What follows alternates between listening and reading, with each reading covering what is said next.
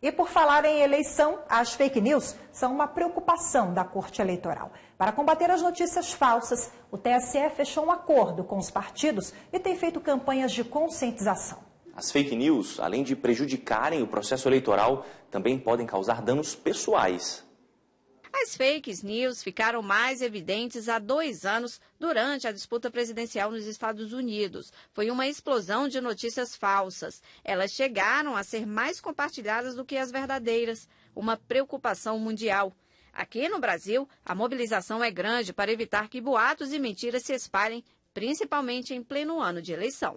Um caso recente de divulgação de fake news no ambiente político foi o da Marielle, assassinada no início do ano no Rio de Janeiro. Logo após o crime, uma enxurrada de notícias falsas denegrindo a imagem da vereadora foram divulgadas e compartilhadas. A família de Marielle buscou a justiça para que os envolvidos sejam responsabilizados. Nós constatamos que houve calúnia contra a pessoa morta.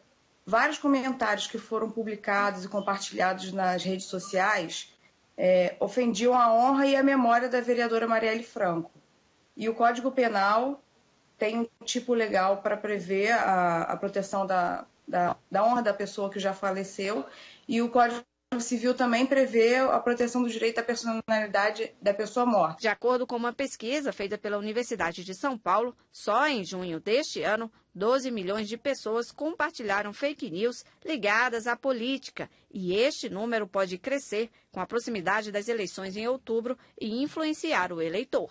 Há um crescimento exponencial dessa notícia que em 10 minutos ela pode atingir já uma centena de milhares de pessoas, e para aquelas pessoas que forem acreditar numa notícia evidentemente falsa, pode haver uma influência nas eleições. Para barrar as fake news e impedir que informações falsas e minimizar o impacto delas nas eleições deste ano, o Tribunal Superior Eleitoral divulgou vídeos para orientar e alertar a população para a notícia falsa.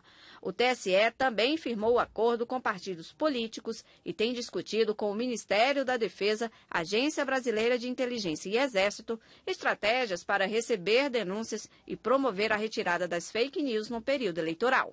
Muito embora nós tenhamos a promessa de que, diante de uma fake news detectada, as empresas de difusão dessas notícias, redes sociais, elas vão retirar imediatamente essa notícia, nós eventualmente podemos contar com uma certa resistência.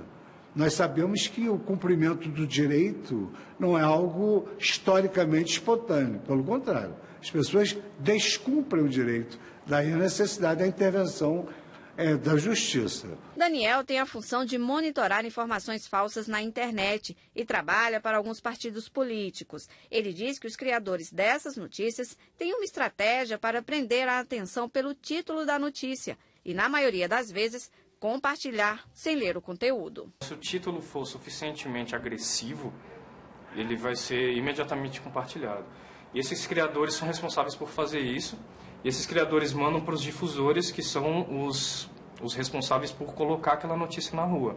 Depois de totalmente estruturado, aí ele vai para grupos, e a partir desses grupos eles vão para outros grupos de família. E quanto mais alarmista, às vezes quanto mais mentirosa, por mais absurda que a notícia pareça, mais a pessoa se sente mais compelida a compartilhar. Mas em meio a esse enfrentamento às fake news, é preciso ter cuidado, não ferir o direito constitucional da liberdade de expressão. A própria definição de fake news ela é muito vaga, né? Não existe um consenso sobre isso. Então a definição na Alemanha é de uma forma, se ela for muito abrangente, qualquer coisa pode acabar sendo enquadrada como fake news.